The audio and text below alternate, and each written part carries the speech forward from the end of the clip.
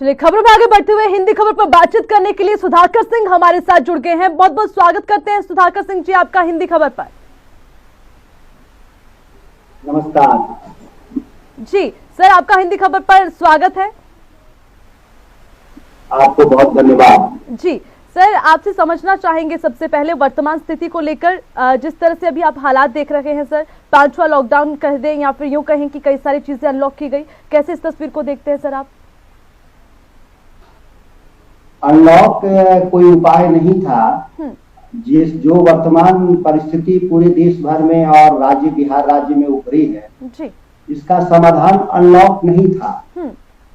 एक तरह से कह सकते हैं जिस गति से कोरोना वायरस के संक्रमण बढ़ रहे हैं देश में और बिहार में, तो इसके लिए अनलॉक नहीं होना चाहिए था जी। सरकार को बेसिकली इसमें और स्पीड अप करना चाहिए था। जांच की गति को बढ़ानी चाहिए थी, इलाज के व्यवस्था को आगे बढ़ाना चाहिए था और आइसोलेशन सेंटर को भी संख्या बढ़ानी चाहिए थी, जहां इस सरकार का ध्यान नहीं है इस विषय पर। ठीक है सर, लेकिन अभी जीवन शैली को धीरे धीरे पटरी पे लाने के लिए चीजें अनलॉक तो करनी पड़ेंगी सर, लेकिन कैसी फिर जनता सरवाइव कर पाएगी?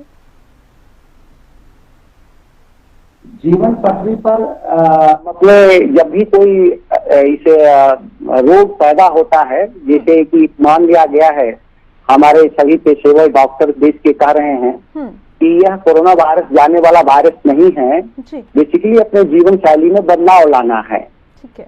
तो यह बात जब हमारे सभी जब विशेषज्ञ कह रहे थे इस देश में, तो फिर इस देश में लॉकडाउन लगाने की क्या जरूरत थी जब हमारे सामने विशेषज्ञों का ये सलाह था।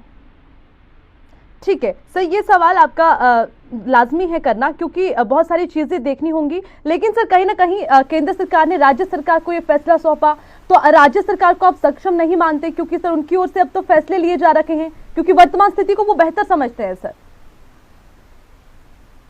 राज्य सरकार इस पूरे संकट में विशेषज्ञ की भूमिका में नहीं है। राज्य सरकार वास्तविक रूप से विशेषज्ञ की भूमिका में केंद्र सरकार है, क्योंकि जो ये पूरी संक्रमण आया है विदेशों से आया है और दुनिया भर में क्या हो रहा है इसकी जानकारी भारत सरकार के पास है।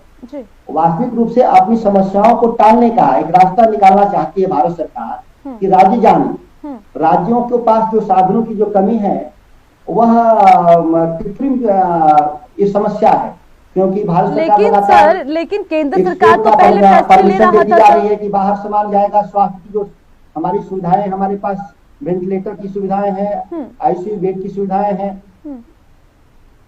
जी सुधाकर जी, लेकिन केंद्र सरकार पहले फैसला ले रखी थी किस तरह से जोन बनाए जाएं, कंटेनमेंट जोन बनाए जाएं और क्या क्या चीजें अनलॉक हो, लॉकडाउन हो, उसको लेकर तमाम फैसले। लेकिन फिर राज्य सरकार जितने प्रदेश के कई प्रदेश उन्होंने ये कहा कि राज्य को फैसला दिया जाए, क्योंकि वर्तमान स्थिति राज्य में क्या है वो राज्य के मुखिया से बेहतर कोई नहीं जान सकता।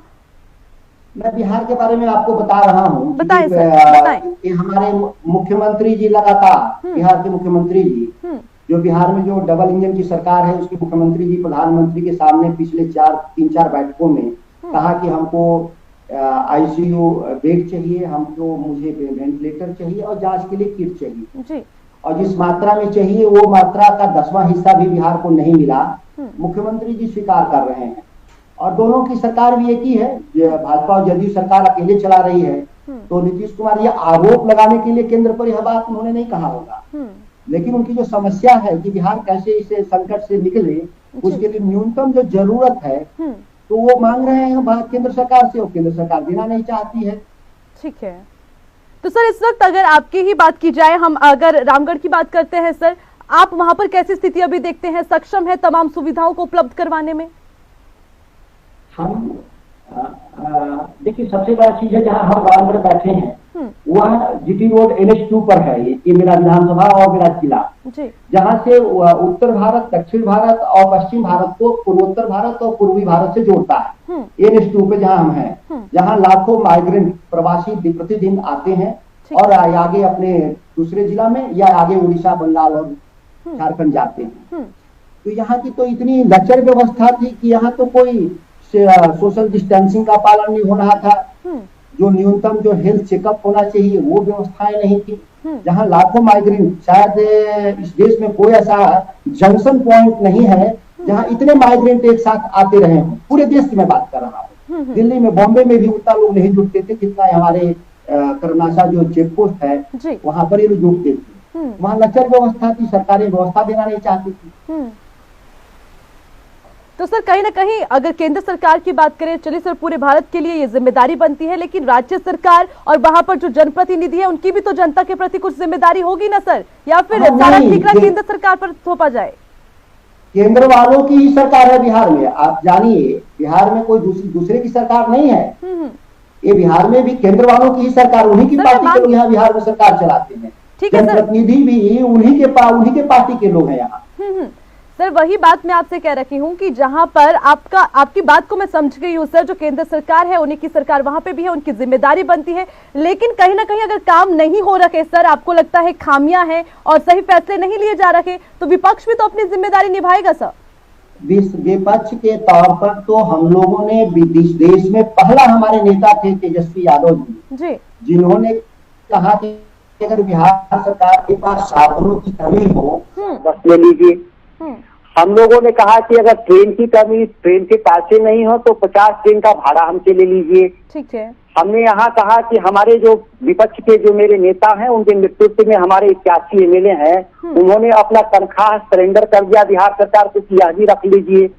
इसके बाद पैसे की कमी हुई तो हमने कहा कि हमारा जो योजना में जो डेवलपमेंट फंड मिलता है एमएलए का, 81 एमएलए का, वह भी आप रख लीजिए पैसा अपने पास, इसे जनता की सेवा करिए। ठीक है, बहुत अच्छी बात। यहाँ तक कि प्रदेश अध्यक्ष जगदानंद सिंह ने कहा कि हमारा जो प्रदेश कार्यालय है, तेजस्वी यादव ने कहा कि जो मेरा आवास है उसको भी आइसोलेशन सेंटर में कन्वर्ट कर दीजिए। ये हम शुरुआती दौर की बात कर रहे हैं। बिल्कुल सुधाकर जी, अगर इस तरह से विपक्ष अपनी जिम्मेदारी निभाता और मिलकर काम हो तो ये बेहतर है, भारत के लिए भी अच्छा होगा। सर बहुत बहुत शुक्रिया, यही जानकारी आपसे समझना चाह रहे थे, हिंदी खबर से बातचीत करने के लिए।